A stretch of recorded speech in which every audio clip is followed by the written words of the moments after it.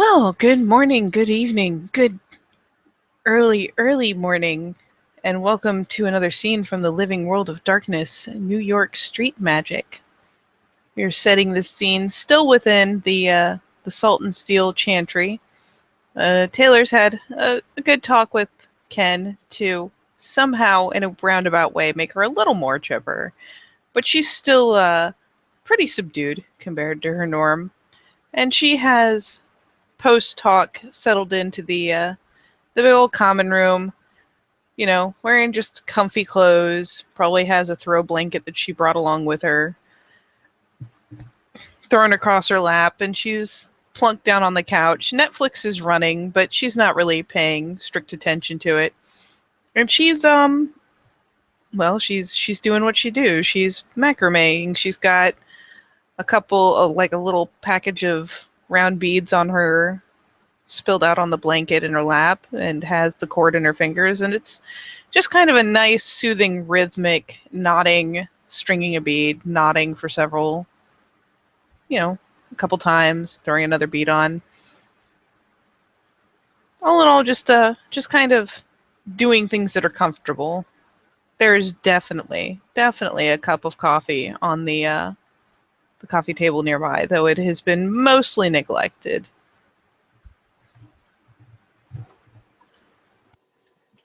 As is not a usual occurrence, Father Gideon makes his way into the chantry.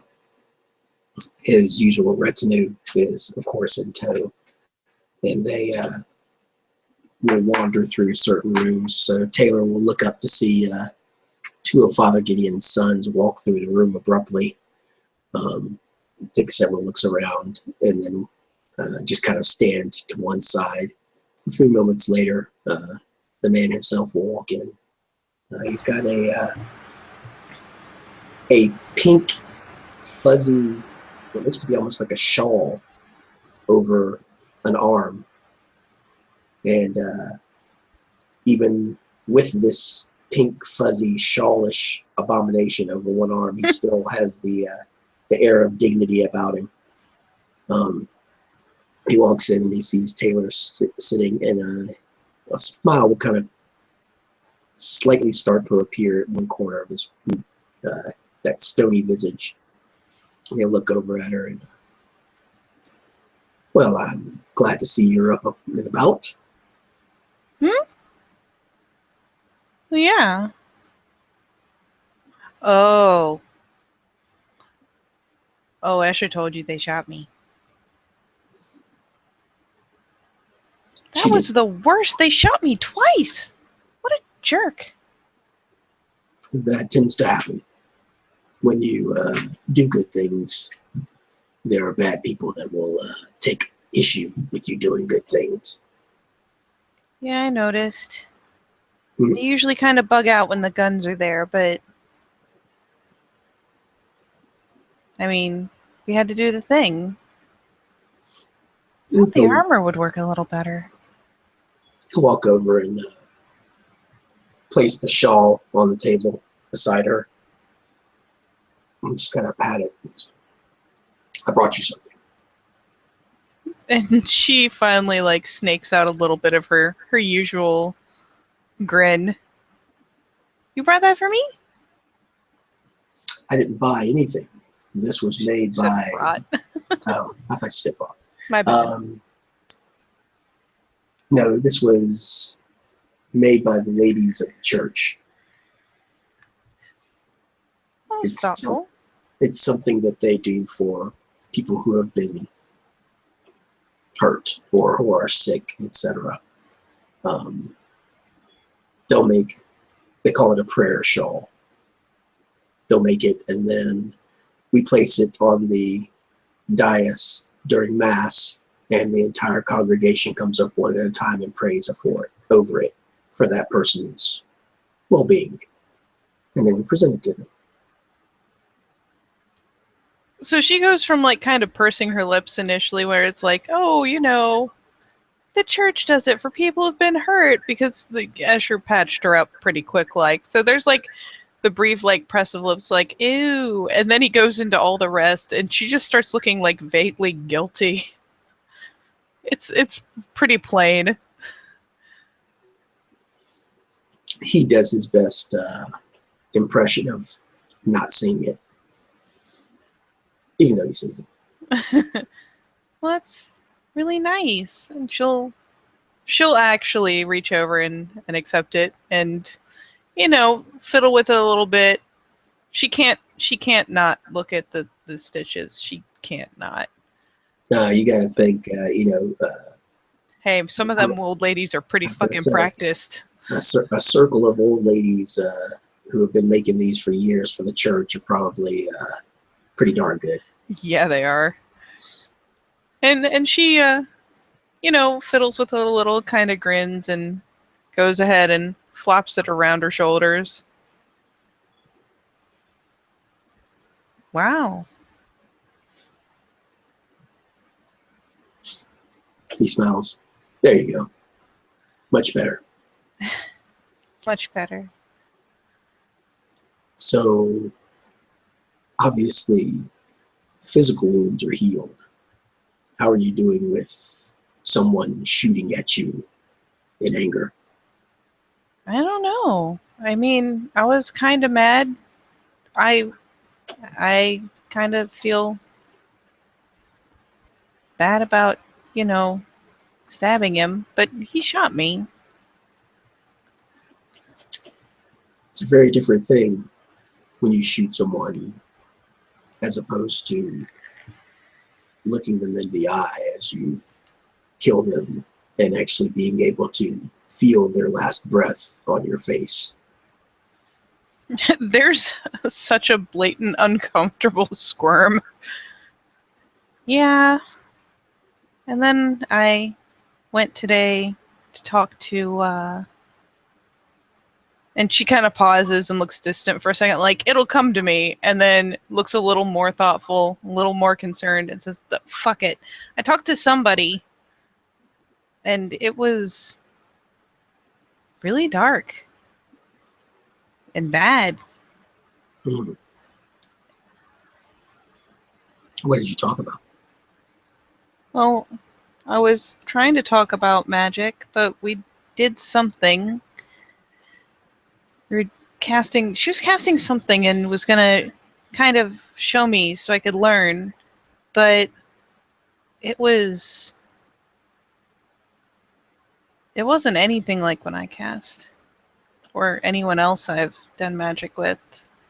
I just kind of felt like the bottom of my stomach fall out, and it felt like that the whole time. I think it felt like dying.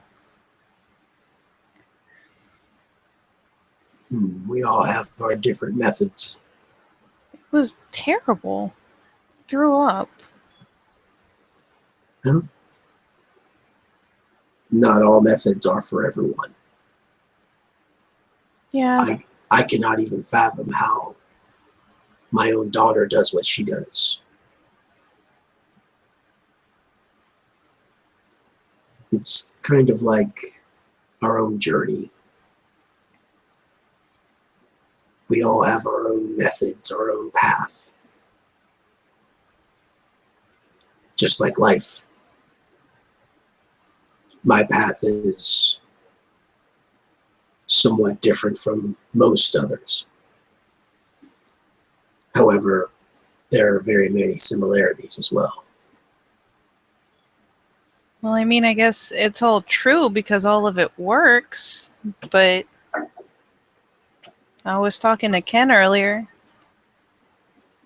and I thought I would eventually find someone who does things the way I do, but he made it sound like even people who are of the same, I don't know, tradition or, well, I guess whatever they call not traditions, but people who follow the same beliefs or process or something. I thought even then they would do magic the same, but he made it sound like it's completely different for everyone. That it is. Then how does anyone learn? How can you teach someone if you do it differently than they do? Well, the basics are the same. The things that we shape, the forces at play, it's how you get there that is different. If one were to conjure fire, the end result is still the conjuring of the forces of fire, whether it be in a hand or in a building. However, it's the means that you get there that is different for every person. As I said, the journey is different for everyone. However, the destination is the same. Oh boy, we talked about destinations, very final destinations. I don't think she even has the glass half empty. I'm pretty sure her glass is like shattered on the kitchen floor. Hmm. There are those, the nihilists, those that only see the darker sides. They don't see the light. They choose not to see the light. They embrace that darkness. And there are those that's how they choose to view life. It's not a way that I choose to. It's not my path. And it doesn't seem to be yours either, just judging from what I know of you from the past and then your experience today. And he gets another like kind of weak grin. So, I mean, I guess a lot of our friends don't follow traditions, but does everyone go crazy or get like turned into a terrible person or, stab puppies or themselves or each other to do magic? Because it seems like on a long enough timeline, everyone just kind of gets crazy and forgets how to be people.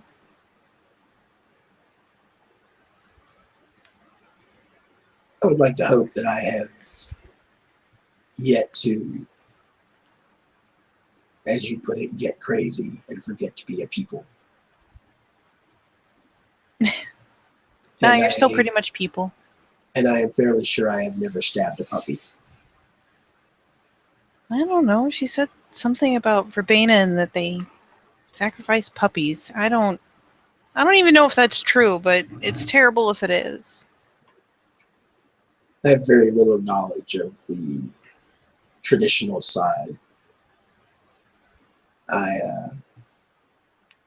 have always been brought up amongst those of my order. Our path is different from those, specifically of the Verbena. They are more naturistic, occult based. Um, what one might term to be, and I hate to use the vulgar term, but a witch. So, like, pagan. Yes, pagan, um, perhaps Wiccan would be another way to design it. But again, these are just labels that you're placing on something that you really can't understand. No one can really understand how one of us does something as opposed to another. Now, there are those that are very rare that sometimes can meld themselves almost like an amoeba to others' paradigms and make it easier to work with them. But that's very rare. It's not something that you see even every other day, much less every day. I mean, Um, I don't have trouble doing magic with other people. It's just kind of looking at it from what I do and copying it. But I don't know. Then again, I haven't met anyone else who does it the way I do it. So it seems kind of hard to learn. Well, as I said, if you determine a destination, then all really someone who is teaching you has to do is set you upon the path. They can't show you how to get there because, again, each one of our paths are different. However, they can set you upon the path. And that's the best way I can put it, I believe, if you would be looking for something. What are you looking for? I don't know. To get better, I guess? Better at what? I'm not sure. I mean, I want to be able to make the things that I make better, make them stronger, make them be really cool if I could change out the materials I had without having to go shopping and buying more stuff.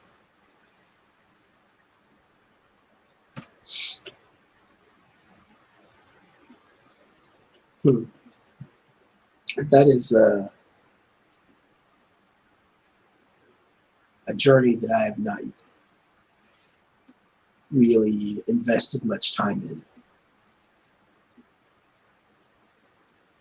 Most of my knowledge involves the primordial forces as well as the forces themselves. And then I've recently started to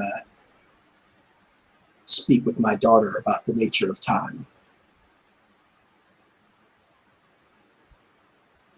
I haven't really played with the, primordial forces stuff since I lit some guys on fire.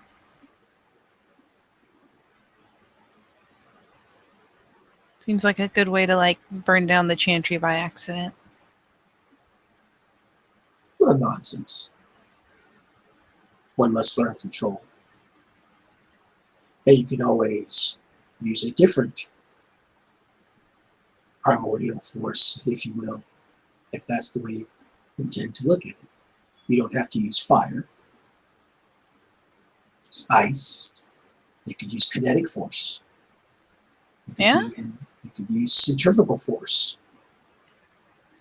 You could do a barrier. Oh. Okay, that's worth practicing. He smiles. Barriers are very interesting, especially once you learn how to maneuver them so that not only are the forces absorbed, but then you can redirect them.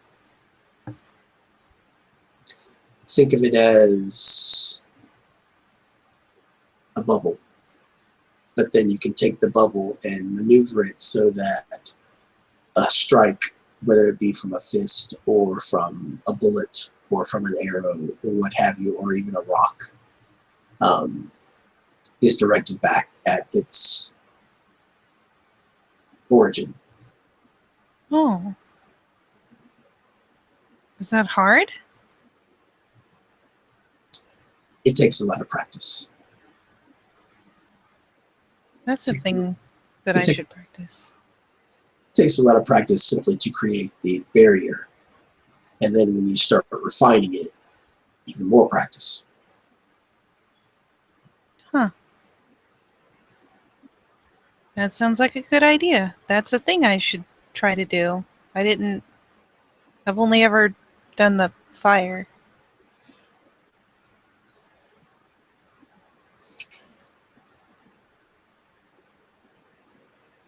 Huh. It's definitely a handy skill. Although you do have your armor that you have created. Well, yeah. At times, as you have already determined, there are places that are not covered by said armor. Yeah. That sucked. Yes. The good thing about a force's shield is that It covers everywhere that you wish it to cover.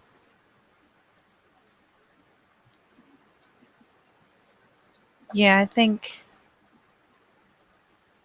that's what I'm gonna do for a bit. And she kind of pauses and glances down at the just the doodly bob in her hands, and she fiddles with it a little and finally strings another bead on each end of it, knots a bit more, kind of pats her upper pockets, pulls out a catch, knots that on. And then, after examining it for a moment or two, flipping it around, pulling out a pair of little sewing scissors and clipping short the strands and kind of poking them back in so they don't stick out, she'll offer it over. He'll smile and he'll take a look at it and take it from her as it was offered. Yep. It's obvious by the way he's holding it. He has no idea what to do with this. She seems to have done her level best to make essentially what it's not metal links, it's not made on a chain, but it's essentially a rosary. No. I mean, It's this like, is from someone who probably hasn't gone to church since she was a kid, but it's as close an approximation as she knows how to make. he'll smile and kind of gesture with it laying on two hands, kind of like a thank you. I felt kind of shitty. I was gonna actually try to talk to you anyways, and it seemed kind of lame to give you a bunch of shit, and then when I was feeling bad, go to you anyways. So Ken suggested maybe if I made you something to show it was all good. He smiles. Part of my belief system is forgiveness, Taylor.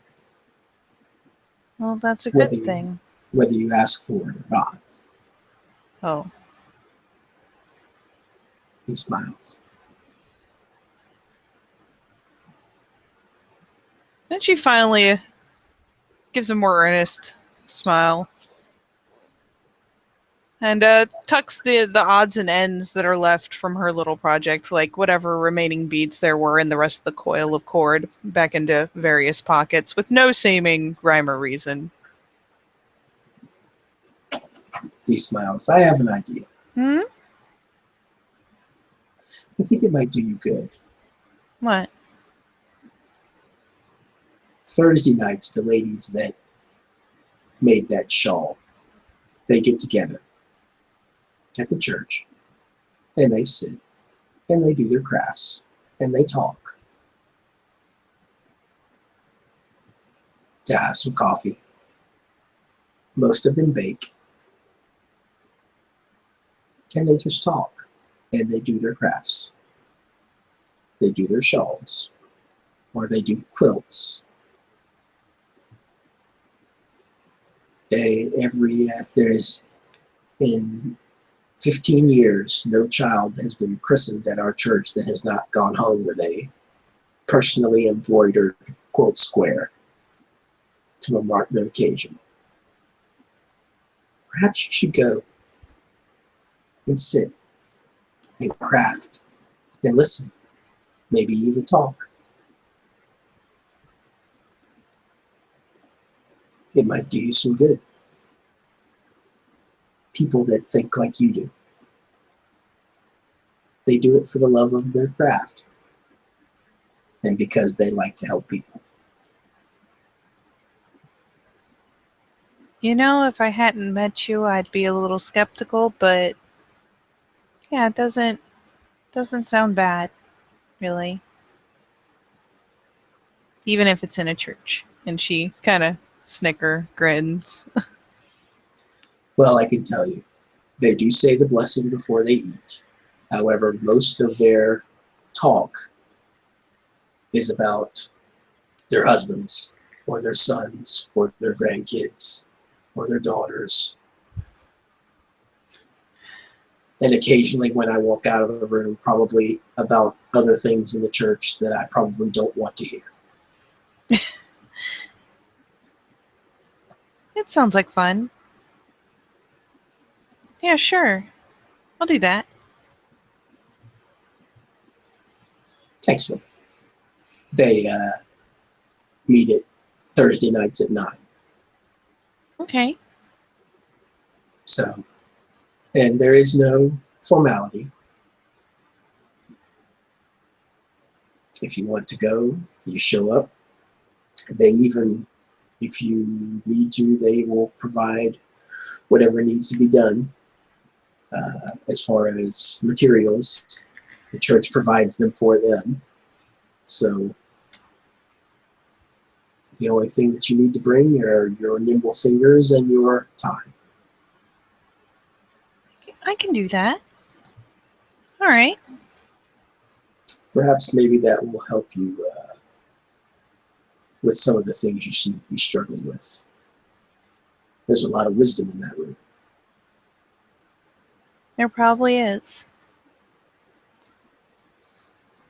He'll smile and reach over and just kind of pat her on the leg in that fatherly gesture. And then he'll stand. Well, I'm glad you're good. I am. If you need anything else, just tell. He kind of looks upwards towards where Gretchen usually is upstairs. Just tell my daughter. Uh-huh. She'll call me. Okay. Good night to you. Thanks, Father Gideon. Certainly. It comes with the territory. And he'll walk upstairs. He'll be upstairs for a little while. You can hear him talking quietly to Gretchen. And then after about 10 to 15 minutes, he'll come back downstairs and his little retinue, and he will depart, Well, all right. leaving Taylor sitting there with a pink fluffy bunny shawl on her shoulders. And she will be perfectly happy that way and actually watch Netflix now. And with that, I guess we'll say thank you, players, for playing and watchers for watching. And see you next time on another scene from the Living World of Darkness.